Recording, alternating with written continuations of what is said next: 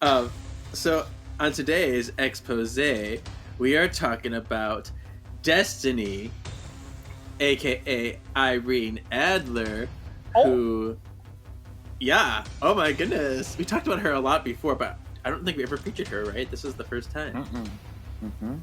So yeah, she is a blind mutant with precognitive abilities. So she gets and I guess we should specify that it's not just really just like the future. She gets like visions of possibilities. What's the word I'm thinking of? Yeah, possibilities. I think that's perfect. Yeah. I feel like there's a better word for it, but I can't really think of it right now. But yeah, and so she gets these different things that could happen, and yeah, and she sometimes has this cool little alien mask helmet thing that she wears, and she has a cape. And she wears her sexy bathing suit with a cape. It's the most random outfit ever. I love it. Yeah, probabilities. That's the word I was thinking of. Probabilities. There you go. Oh.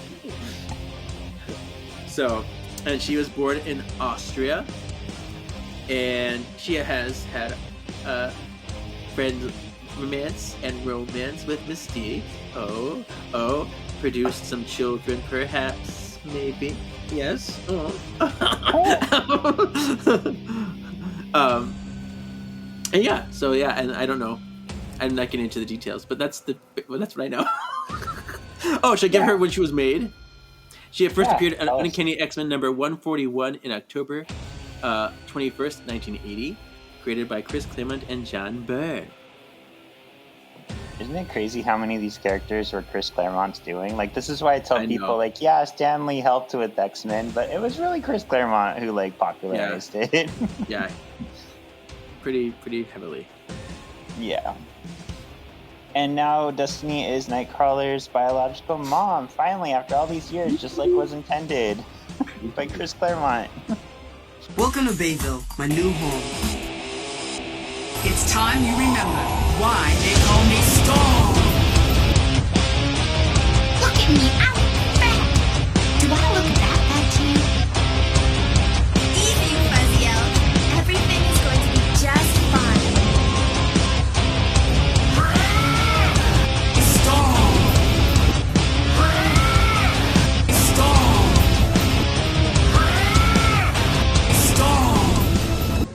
Was tight. I give it 2 thumbs up.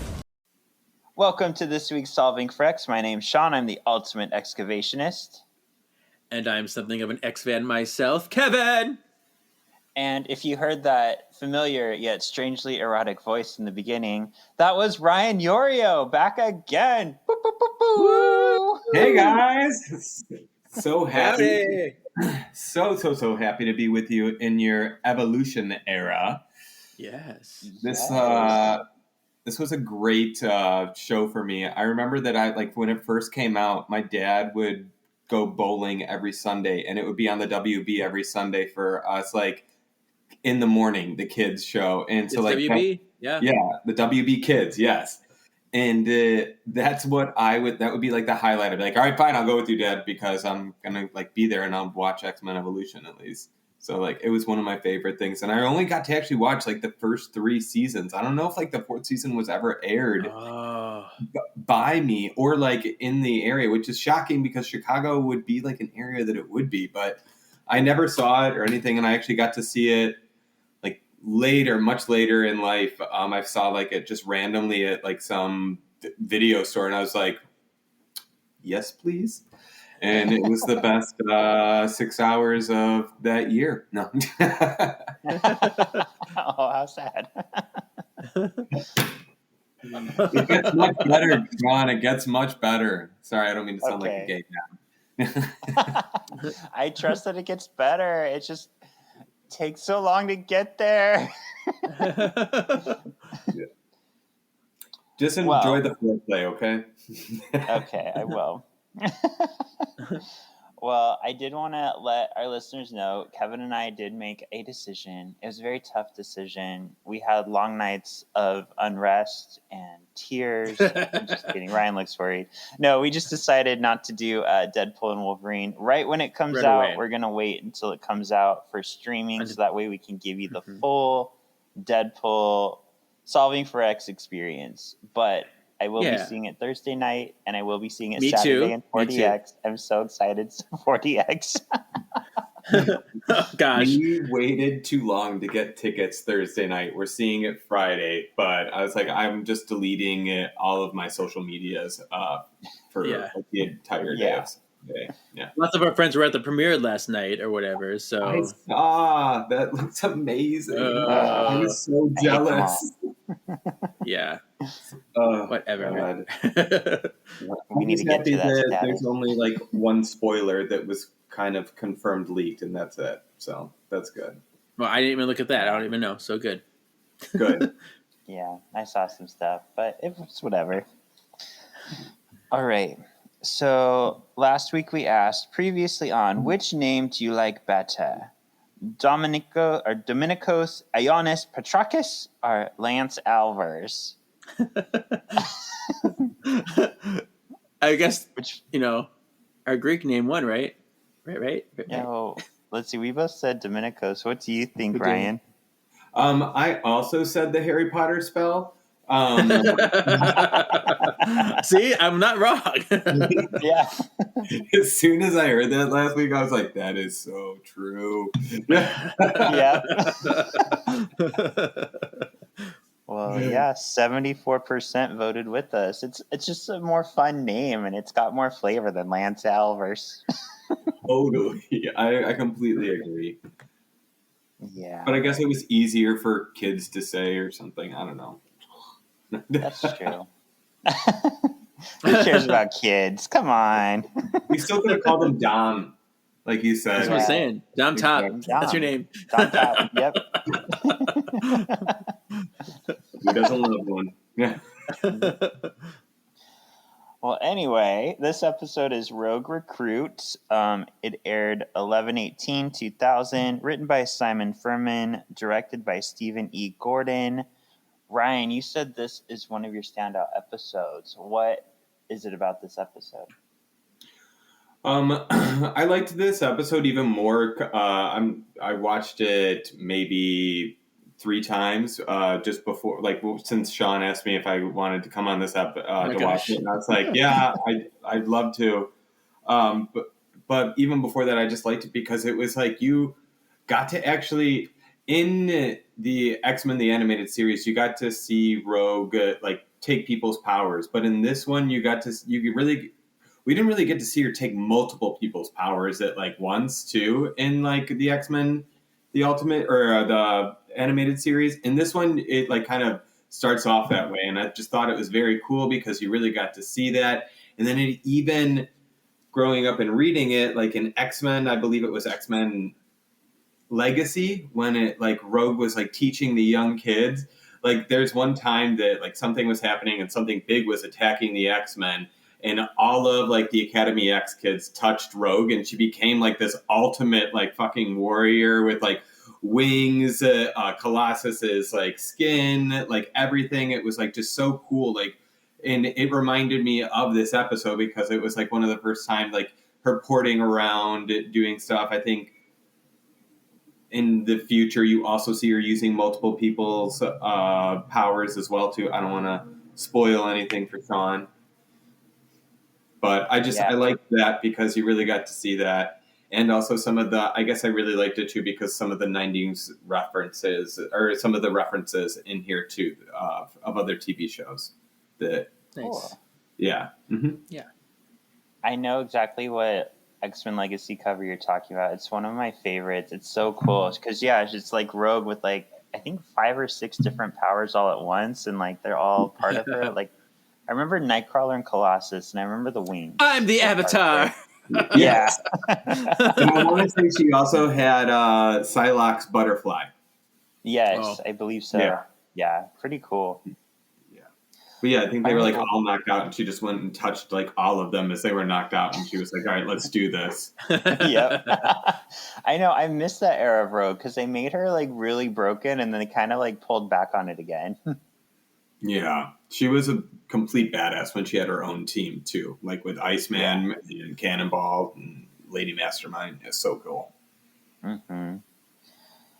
Well, without much more ado, let's get into this. Kevin, start us off, Kevin. Okay. I like a young. I like. At first, I was like, "Did he say Alkali Lake?" I was like, "What?" Right. I like a young Anna Marie is standing on a dock by herself. Jock Cody! Oh, Cody is here. I love that. That's continuity. There you go. It's always Cody. Ooh, I hope he knows what's coming for him with those aliens. Ooh. Jock Cody is told by his friend to go talk to her. I've seen you looking at her all night. You need to go talk to her. And then Cody goes, dance? Rogue, dance? Yeah. Hey. With me? Yeah, today? Okay, cool. She agrees. As Rogue dances with Cody, Irene Adler has a vision. And you see it actually in her glasses. There's a reflection of Rogue in the glasses dancing, which is interesting if you look hard enough. She has a vision of Rogue's power zapping Cody. Gasp! Back on the dance floor, the vision comes true, and Cody touches Rogue on the wrist and is knocked out. Bam. I love that. Bam! Bitch goes down. I love the dancing too, like where it was just kind of like the pumping of the arms, like up and down. Rock'em Sock'em Robots over here. Yeah. Exactly. That's what I was. Oh. So I guess she's wearing like a cover up, but I guess because it's like lacy, he was able to touch her through it. I don't know. Yeah, I don't know if it just maybe because I don't know. It's just like that really like the sliver on the wrist where maybe there's like a glove and a shirt that weren't met there. I had a 2000s moment here, kinda 2000s moment. I don't know if it counts. You know what happens to a toad when it's struck by lightning? 2000s moment. Mm-hmm. He says lame-o.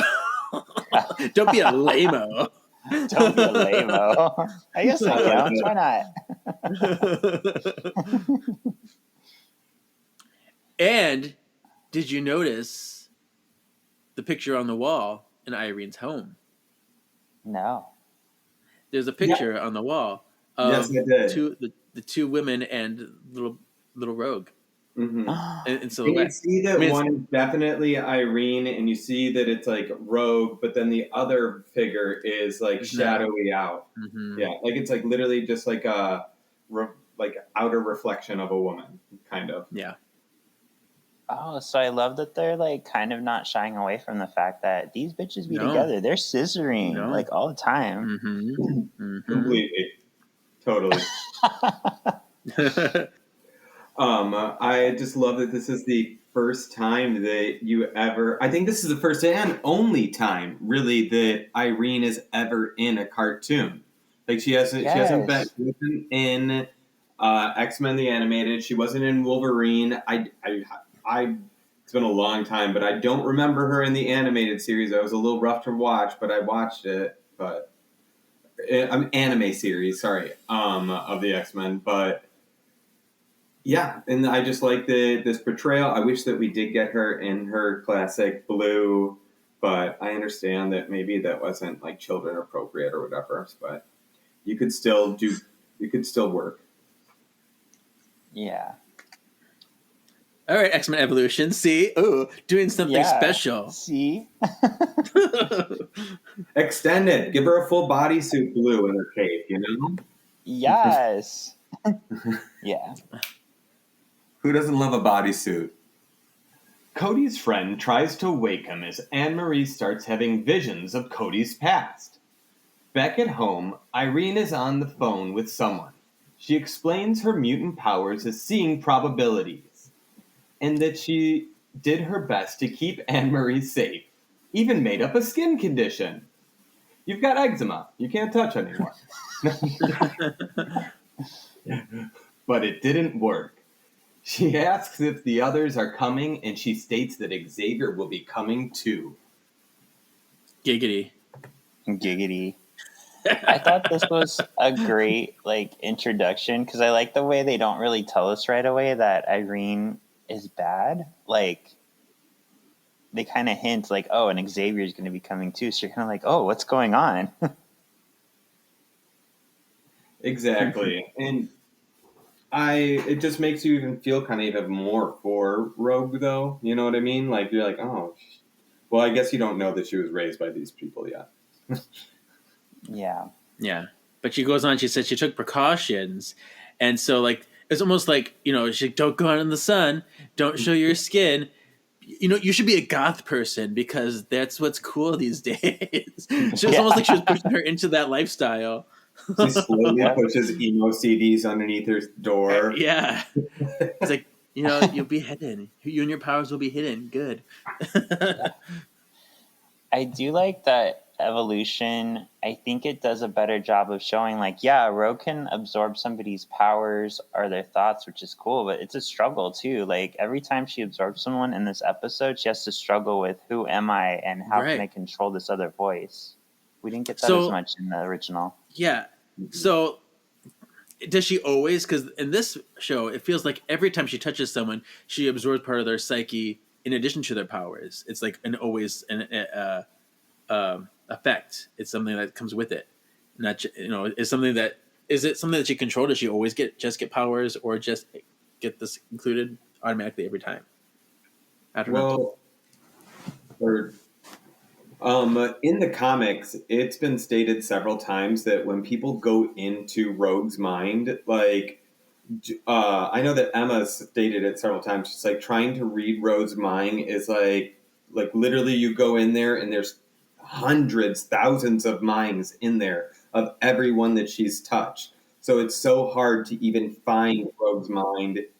And I mean, that's what they've stated several times. From Emma stated that. And I believe in actually even another series, I think Wolverine and the X-Men, they actually explain it. Like Emma says that she tries to go in there and do stuff like that.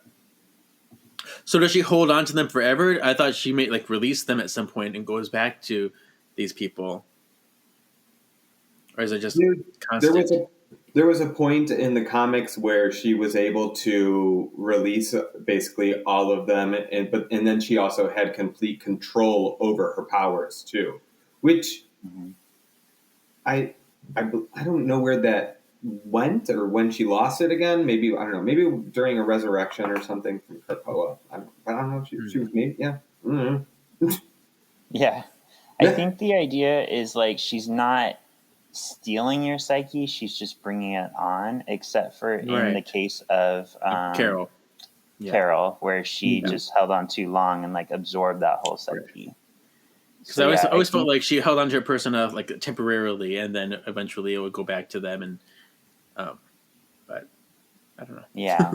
So, and for Cody, for example, she took on Cody's qualities, but she didn't actually steal anything from Cody. It just put him in a coma. So when he woke up, he was still whole. And then her Codiness wears off, but she still has that bit of Cody encoded in her brain. Okay. Encoded. There have also been times too where they'll be infiltrating somewhere and Rogue will touch a guard and she'll be like, all right, I know exactly where we need to go now. Because she'll know the exact coordinate, or she'll know the facility then because she has his memories about all of that.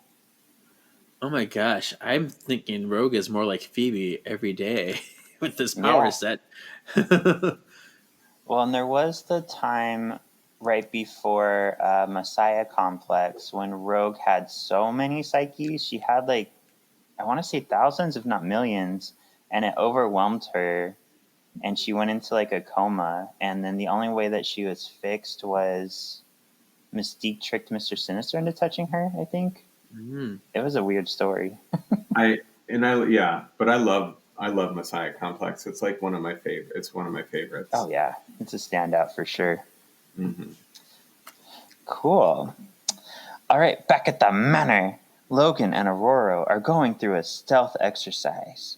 Storm uses her power to flush Ninja Wolverine out of the vents. She then freezes him to the wall in the danger room before activating it. Wolverine deftly defeats the machines. Just then, Xavier comes in with Scott and Jean. He orders Logan to stop destroying shit.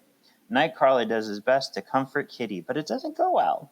Kurt feels bad that Kitty isn't into him. Or that he's into her, if you know what I mean. Wink it first.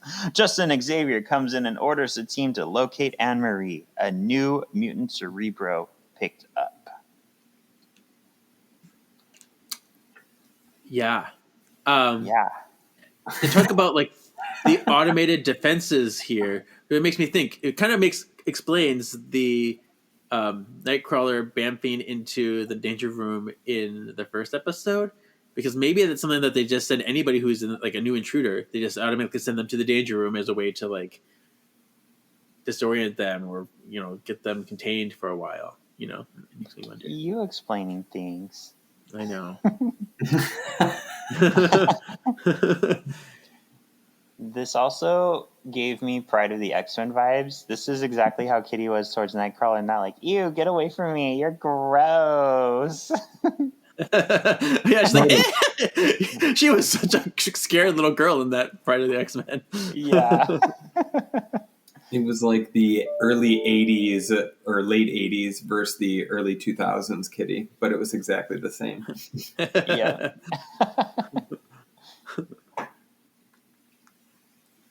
Oh, me. Okay. Yep.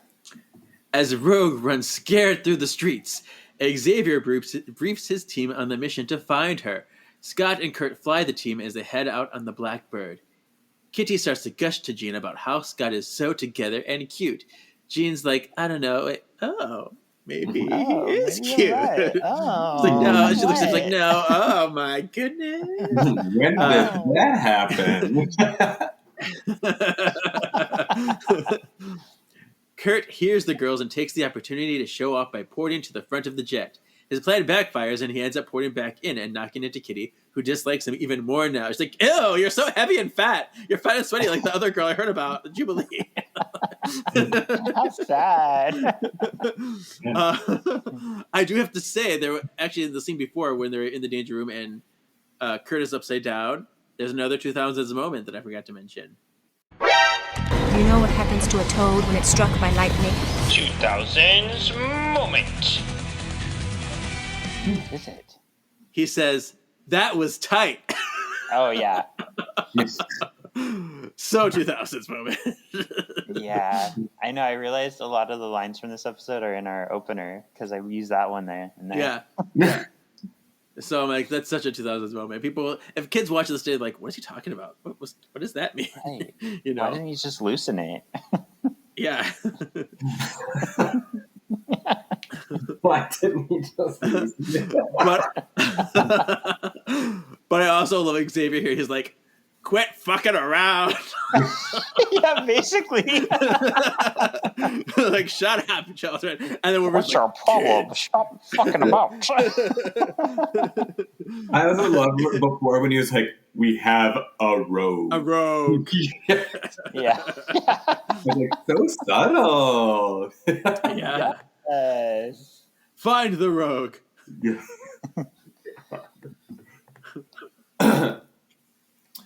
All right. Elsewhere, a private plane lands at the airport. Raven Darkholme hops into a limo with Irene. She pshaws Irene for messing up and losing Anne-Marie. Raven shifts into Mystique and explains that Anne-Marie is a powerful mutant and one that they cannot lose to Xavier at any cost. Irene predicts that Anne-Marie will go with what she thinks is home.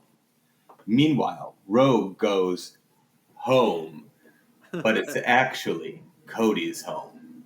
Dun, dun, dun.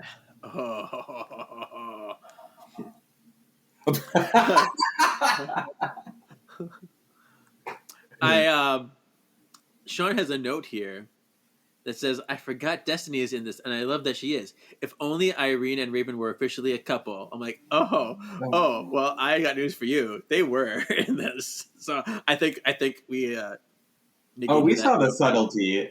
Also, Yeah. Chris Yost is I think one of the main producers of this, and he is he did the Academy X, and I'm not joking. I want to say at least 95% of Academy X is queer.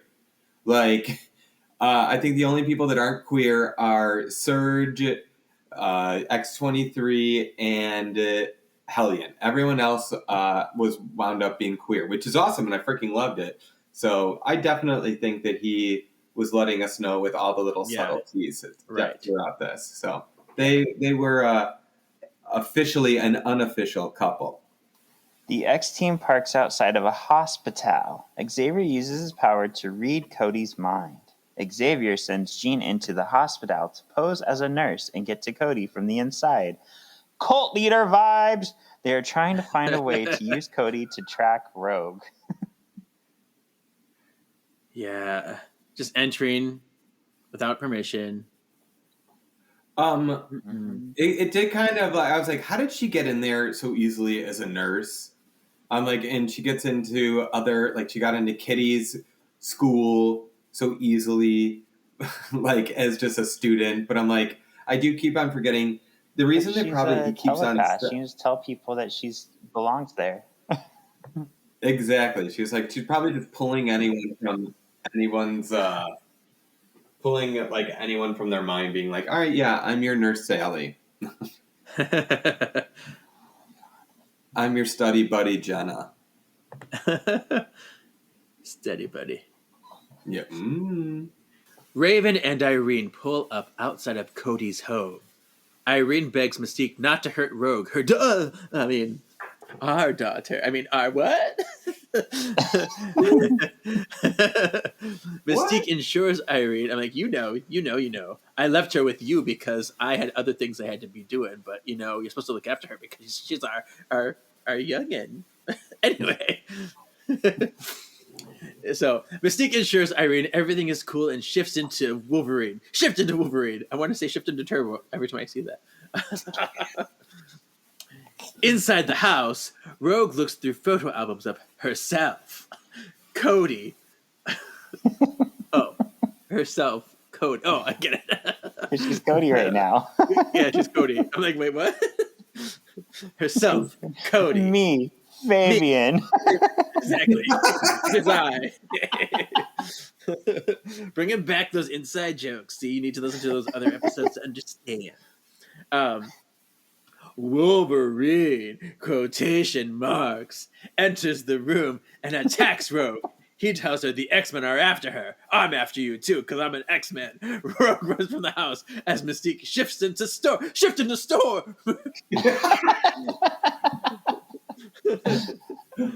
And this is when Mystique as Wolverine howls. She's like, oh! I'm like, oh my god. She's a werewolf. Yeah. It just goes to show that she just knows nothing about Wolverine. She's like, I think I know what Wolverines sound like. This is what they do. Well, also, I think she's just making him just look off, unhinged, Yeah. Just don't trust this guy. He's completely crazy. Yeah. Animalistic and yeah. Mm-hmm. He rapes goats.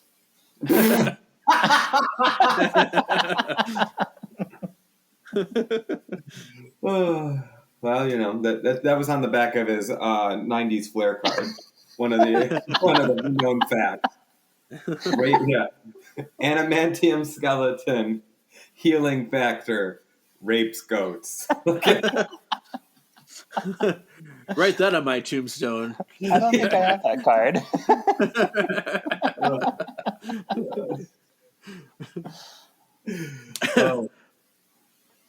Scene 8. All right. Wolverine leads Kurt and Kitty down an alleyway. A little creepy, but whatever. Wolverine picks up a smell of fear. A little ways away, Rogue continues to flee from quotation marks, storm, she runs into Irene, who assures Rogue that she knows someone who can help. Just then, Logan and the team catch up with Rogue. Rogue recognizes the Howling Wolverine as her attacker and runs. One of Rogue's gloves comes off in Irene's hand. Dun dun. Dun dun dun. Kurt notices Rogue is terrified of Logan and stops Logan from chasing her. Kurt goes ahead on his own to calm Rogue down. Because she's his sister. No, never mind. Logan goes to find the professor. Kurt teleports and manages to catch up to Rogue. He begins to talk to her. Kitty, Kimberly, Power Ranger, tackles Rogue. Rogue is able to break free. She touches Nightcrawler and knocks him out. Rogue uses Kurt's power to port away into a graveyard. I was annoyed with Kitty. What? You annoyed with her? Yeah. Yeah. Everything was cool, Kitty. Kurt had it handled. She's like, I want to be cool. I want to do something. Mm-hmm. Kind of goes just like what you were saying, though, earlier. You know, Kitty was the most inexperienced of the team, and she was screwing up stuff in the Pride of the X-Men as well, too.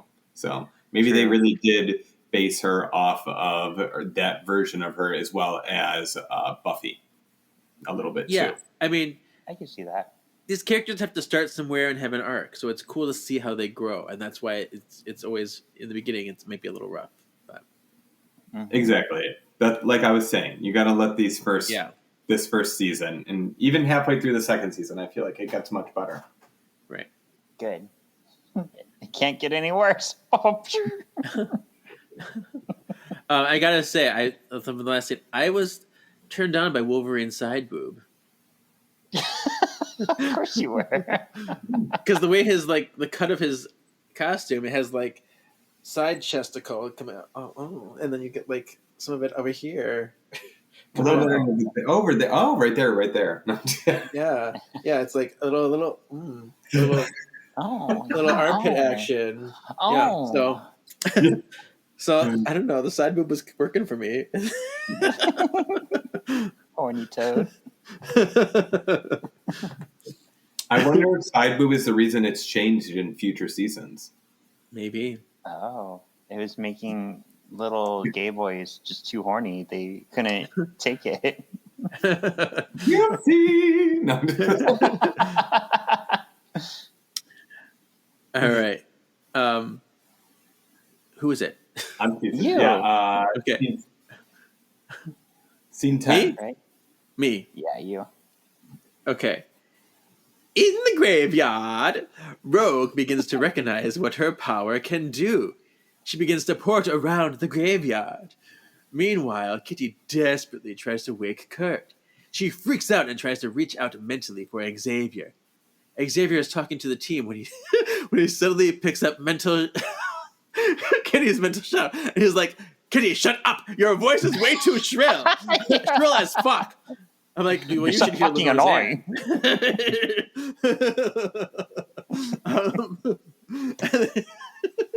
No wonder she calls him a jerk later on.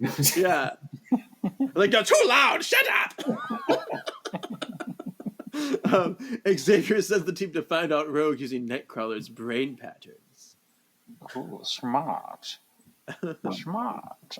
Smart. Isn't I do like the note that you made that Wolverine's claws look very small here. Yeah. He has whiskey claws right here. When he first puts them out, they're so short. Made me think of the Deadpool trailer. Yeah, whiskey dick of the class. Yeah. It's like, how can I make you happier? Yes, exactly. There are pills for that. Are you a little shy? No, I can help you. Oh, goodness. All right. Rogue is sitting alone in the graveyard. Mystique stealthily sneaks up on her. Mystique hides and watches as Jean approaches Rogue. Rogue recognizes Jean from Nightcrawler's memories. Jean offers Rogue a communicator to reach her at any time. Just then, Cyclops and Storm approach. Rogue sees Storm and freaks out and runs. Mystique silently smiles from her sneakily hiding space. Slithery hiding space. Wait, the S's in that. Yes. Nonsense. I love it. Alliteration. How I thought Marvel it was of funny. you. Yeah. Yeah. I like how slow, like, Jean, like, made the communicator go to Rogue. It looked like the thing from Men in Black. When you Yeah. what is it? What's it I called? didn't even think about that, but you're absolutely right. Neutralizer or whatever it's called. I'm like, what a weird communicator. Yeah. It's like a pen. It does, yeah. It's a lot more than a communicator. Do you see what size of that thing? Yeah. Double your pleasure, double your fun. Doublemint gum. I love it. I know some people prefer the pink version that was in X-Men the Animated Series, but I do kind of like how they do portray Jean's powers in this and how it's kind of like a little bit, it's see-through and you can see it happening and stuff like that, but I really do enjoy how Jean's powers are portrayed in this. It's a cool like wave. It has the invisible quality, but it's also there. Exactly. It's how I imagine. Actually, it's very much like Charmed when Prue reflects like something back. They had like those little waves burst sometimes like that. So I was like, oh, yes. Always back to Charmed with you. Okay, back over with Kitty and Kurt. Kitty watches over Kurt as help heads their way. Close by, Rogue is hiding in a mausoleum. Pop culture moment. Pop culture moment. This mausoleum, straight the fuck out of Buffy, looks just like the one that Buffy would meet up with Angel in when they were secretly fucking. Oh, interesting. And Cole, people would go meet Cole at the mausoleum too. Isn't that always back to Charmed with you? Isn't that also the mausoleum that Angel showed up naked in after he was resurrected? Oh. I remember that. I remember that. I think I saw those episodes because I watched 1 through 3 before he moved on to his own show. Yeah. What's it called? Because I specifically remember like breaking my VCR from pausing it so much just to be like, can you see anything else? Is there anything else? Now you can just go watch his jerk up video on Twitter and be happy. There you go. Yeah, there you go.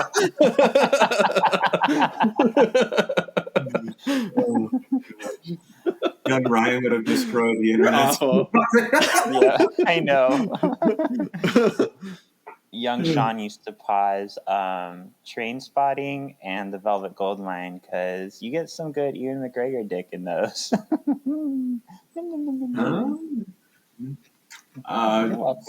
Wild things for me too. Oh yeah, Kevin Bacon at the end. Yeah, I knew you were gonna say that. Oh, Kevin Bacon. I've never been attracted to him, and I've always seen his bacon and everything he's in. Kevin Bacon. Let's go to his house. Kevin Bacon. Oh God, that was great too. Though I'm happy he did that. I'm happy he did that so that he can't be anything else in the Marvel universe. To be honest with you. Yeah, true. It's going to be confusing if they bring Sebastian Shaw over. Right. Oh, there will be someone much better and better fitting for the role. True. Well, Cyclops comes in all jerky-assy to find her in the mausoleum. Rogue pushes him away and his power activates and blasts the power line. Jean, quotation marks, enters and is a meanie head to Rogue. Rogue ports away. The real Jean stands up and catches up to Rogue, but she don't want to talk to her. Storm comes up behind Rogue. Rogue touches Storm and absorbs her power. Jean uses her shield to protect the team. Together, Scott and Jean save Storm just as the storm is at its worst and Rogue ports away. I thought Cyclops was Mystique because he was such an asshole. He's like, some people just don't want help. Blah, blah, blah. I'm like, whoa, calm down there, buddy. He was. No, he wasn't because she knocked him over and he used his power. Oh, I mean that one because he was Mystique for a little bit in the mausoleum, and then he showed up again. Yeah. Okay. Yeah. Mm-hmm. Jean lets down her powers and goes to check on Storm with Cyclops. Xavier and the remaining team catch up. Xavier suspects that someone else was scaring Rogue away from them. Wolverine smells. You do that a little too well.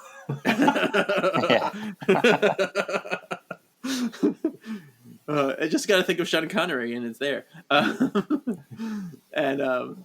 Wolverine smells Mystique, mystery itself, which is interesting because that we know if he knows who Mystique is, they have history.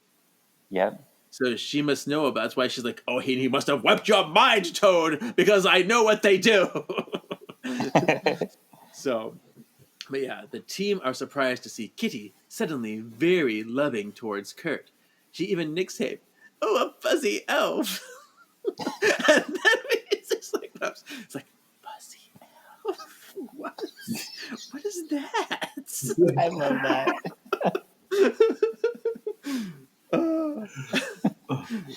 Too funny. You know what I was thinking about though too? Like how come did Rogue absorb anyone else? Did Rogue absorb Sabretooth's powers? Not in Why? this. Okay. No. Like in a previous one or so. Or no, this is her introduction. Okay, no. Yeah. But I was like, sometimes Rogue like forms change when she like touches people. Why didn't she like turn like fuzzy or blue when she touched Nightcrawler? Oh yeah, you're right. Yeah, she should have. Yeah. That's part of his I just power. know that just because of the fuzzy elf thing. Although I do like what happened when she absorbed Storm's power because it shows you how much of a Queen Storm could be in this, and it's some serious power there. So I'm like, that's cool. Definitely. Well, and it showcases too, like how much of a badass Storm is that she has to harness that power constantly. Like, if you don't know how to control it, you're just going to be crazy like Rogue. Right. Exactly. And I love that even Cyclops kind of even knew that, and he was like, "There's no way she can control that." Like, yeah. Mm-hmm. Cody wakes up in the hospital. She better. The Blackbird takes off outside the hospital. Meanwhile, Principal Darkholm welcomes Rogue to Bayville High. Magneto suddenly appears out of nowhere behind Mystique and congratulates her. Rogue goes to her class, but she looks at her excommuter and questions everything. Like, what else can this be used as? Is there a vibrate feature? It looks like there will be. I would. Yeah, exactly. Yeah. You got the little ball at the top, you know? Wow. You're really looking at this thing. Is there a thickness feature? Is there an enhanced thickness feature? Girthy? There's different sizes for you. They give you, you know. Yeah. Cool. So that is our episode. This is the first time I think it actually has a better name than what they wanted to give it, because the original name was "Don't Touch This Girl." Right. Don't touch this, girl. Yeah, if it was just like "Can't touch this," that's fine. But "Don't touch this girl." I know. Yeah. And I wish they like expanded it to like "girl," you know. You're watching too much Rue. Sorry. She already done had hers as whatever. Yep. That's gonna be the name of this episode. Yeah. We need to write an X-Men show and just have it all be RuPaul references for every title. I have another note about this episode. Ooh. When Rogue speaks German, she goes "Ich verstehe Deutsch" or whatever it is. I'm not, but it literally trans to "I understand German." Funny. I like that. That's good attention to detail. Yeah. All right, so ladies, give me your thoughts on the episode and then tell me, did you rate it Britishly bitchin' like Emma, pretty cool like Iceman, Australian Wolverine, you kind of love it, kind of hate it, fat and sweaty like Jubilee, or unspeakable like X-Men Origins Deadpool? Who goes first? Ryan. All right. I'm going to actually give this Britishly bitchin'. Just because I feel like this was the most like climactic episode so far. It had kind of like the most action, and you really got to see the like a wide range of everyone's powers. Nice. Yeah. Kevin. And a good comic accurate kind of ish story, like with us finding the hidden details that, Irene and Raven are Lesbo Expo. So, Yeah. Yep, Lesbo Expo. I liked this episode a lot, actually. I think it's definitely the best so far. I think even Storm got a bit to shine in with her little fight with Wolverine in the Danger Room. Even though it was brief, I think you got to see some of her badassery coming out there. I do love the lesbian relationship between Mystique and Destiny. It was certainly made apparent if you looked. It wasn't hidden, but it wasn't explicit because it's a kid's show, but it wasn't hidden either. So I think I commend this episode for that. And I do like that the ensemble of characters in this was really featured, and I liked Rogue's journey, like experiencing her powers, and I think it's very realistic how she would go through all these different emotions of fear and excitement and things like that. So, yeah. Oh, I have to give my rating. I said, what should I give it? I think I'm going to give it Pretty Witchin' because I know there's ones that can be like more exciting. What is this word? Sorry. Pretty cool. Pretty cool. Yeah. pretty cool like Iceman. Which podcast am I on? But yeah, because I think there could be more action, more heavy episodes, but I think this is really well done. So I'm giving it Pretty Cool. Okay. And I'm giving it Unspeakable like X-Men Origins Deadpool. I absolutely hated the just kidding. I like a lot of things about this episode. Mainly, we got Destiny. We got the most, I think, accurate Destiny we can get while still having her fit within the confines of what this show is, which is cool. I like the idea that Rogue is like the wild card. Like, her power is so different and so powerful that they're kind of fighting over her in a way. And yeah, I like all the different power sets we got. So this was cool. We got to kind of see Mystique finally do something rather than just stand behind a desk and give out demerits. So I'm going to give it Britishly bitchin' like Emma. I'm going to join Ryan over there. Yeah. So, yeah. Also, thinking about it too, though, they did like this was so like comic accurate too, a little bit for Rogue. When she first came, she was a villain, you know, like so like I like that they're pulling that spin and all that stuff too that way. Like not before where that was more of a backstory that we found out in I don't know, it was like season 3 or 2. That was Rogue's backstory or something. But I like that it's like you get to see it from the beginning. Yeah, and they did it in a cool way where we can still be okay with Rogue because she was fooled by Mystique to not like the X-Men. So we're still like, no, Rogue, you're not seeing the whole picture. Because everyone that she sees as a real person was just like shown trying to attack her. So of course she's going to run away. Yeah. All that right, wasn't so Mystique for Leo. Yeah. Who would you say is the most excellent player? I'm gonna go with Nightcrawler in this one, actually. just because of his like always trying to be everyone's friend and always like fix stuff. Why is Kevin giggling? What's so funny? I'm just so excited by your answer. Like, oh.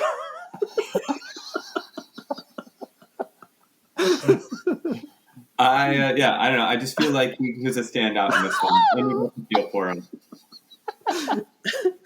Yeah, I said Nightcrawler too.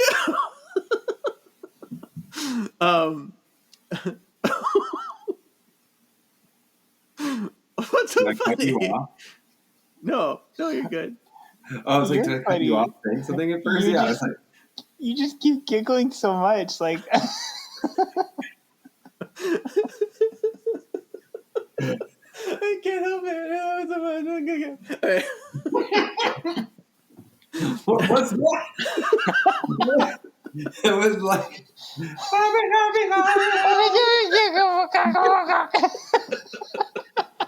a it sounded mood. like something you would see like a Muppet say or something. I'm so happy to be here today. Anyway, I said Nightcrawler too because he was kind and accepting of Rogue. He went to befriend her. He was happy. He was ready to form a connection. But even more is when Rogue got his power and she went teleporting all around, it allowed her to have some fun. Like, it shows the duality of her being scared by her power, but also being excited by it. And I think having that glimmer is super meaningful and super, important for anybody developing powers and having that, that kind of fun with it and learning to accept it. And I think that's good. So Nightcrawler wins. Yeah, I like that. Well, I said Spike because I think Spike was really good. No, I said Nightcrawler also. Because the moment that really gets me is when he tells Logan, like, no, she's afraid of you. Can't you tell? Like, he recognized that something was up and he stopped Logan from going after her. Nightcrawler's the one who, if not for stupid fuckface Kitty, he would have had everything handled. Like, he had her calm down. He had Rogue, Yeah. and then Kitty ruined everything. So he did a lot. Yeah.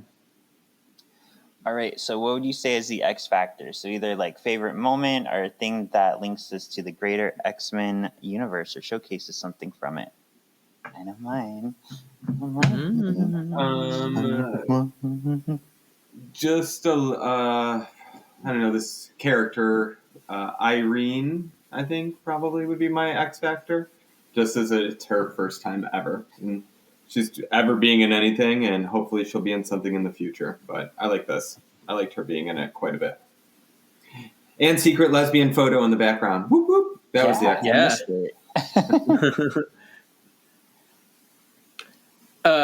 Yeah. I'm. There's so many. Like, I do love the relationship. I love that it's in there. I love Irene in here, and I'm gonna just say, like, the ensemble of this episode is very strong. Like, everybody is doing something. There's a lot of people being able to get featured, which is, sometimes hard to do in X-Men when you have a story to tell. So it's nice that we get that. My name's Irene also. I love Irene. Come on, Irene. Love that song. I do also agree, though, with Kevin, though. I feel like there was a lot of character growth in this episode, not just for, like, the introduction of Rogue, but you got to see, a little bit of Mystique's backstory, a lot of Kitty and Nightcrawler's growth themselves, and also, like, the relationship as well between Logan and Storm. Even though it was that, like, 30-second fight, you got to see that they actually do have a relationship and they're, like, having fun and stuff like that. So I agree. And one line from Wolverine gives us a history that Mystique is there. So we have that even backstory there too. Exactly.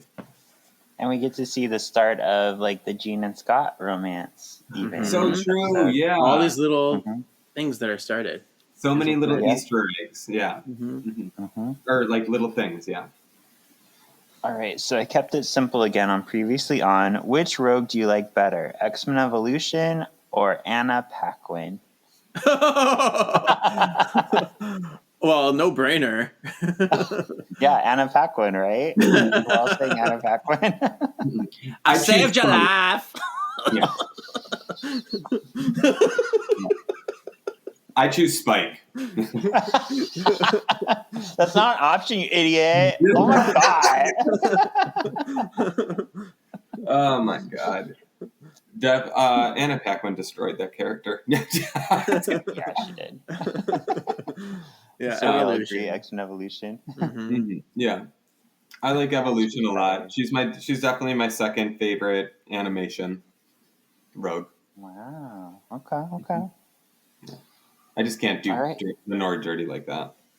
I know. Lenore's still the bestest rogue. Yeah. Oh, yeah. It's also Those not screams. fair 'cause she's the first. Exactly. Those screams were iconic. Right. Yeah. You put that in Xavier's ear and see how he feels. Yeah. Mic drop. Mic drop.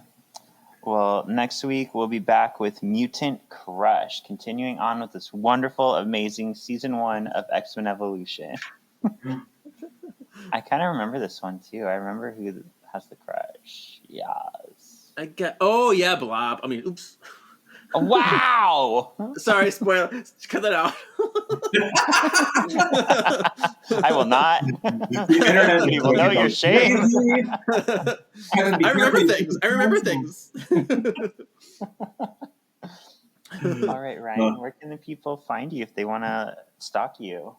You guys can find me on Instagram at Ryan Eorio, RYEORIO, or in the Solving for X comments. I'm usually there, having fun. Yay. We're so I thought you were thankful gonna for say you. yeah. I've actually said that to clients of mine. Either that, or I'm like, just put an E in front of the cookie, and we're okay. Yeah. There you go. Yeah. How about you, Kevin? Leo, I think I wanna know you know. Okay, me. Jungle Love. Oh, okay. See, it's in my brain. Anyway, me, you can find me at KJEEZY87 on my Instagram, or follow the other podcasts we're doing, Words of the Witches, where we are just finishing up our first guidebook. Yeah! Yay! I'm charmed. Yep. And you can find me on Instagram or TikTok under Shawn Perrett, ShawnPorrett. I am very proud to say, when I released my book in 2021, I offhandedly made a comment about President Harris, purposely about Kamala. So She was I'm here about today. to She was be in a West fortune Dallas, where I teller. live. Really? Yeah. Wow. That's where she Look did her at speech, right you here. Down the putting it street. into fruition. You know. Yep. President Harris is a character in my book. I love future. that. Yeah, you can find that too. All right. Well, thank you for listening, Sexy Xy's. We'll see you next week with more X-Men Evolution. Stop! You love I'm this just kidding. I'm episode. just kidding. I love bugging you. Thank you guys so much for letting me come on. It's always so much fun hanging out with you guys. You guys are the best. Can't wait to see you guys in a few months, actually. Yeah. How Yes, exciting. Uncanny Experience. Come say hi if you're there. Yeah. Bye. I got a new utility belt. Woohoo.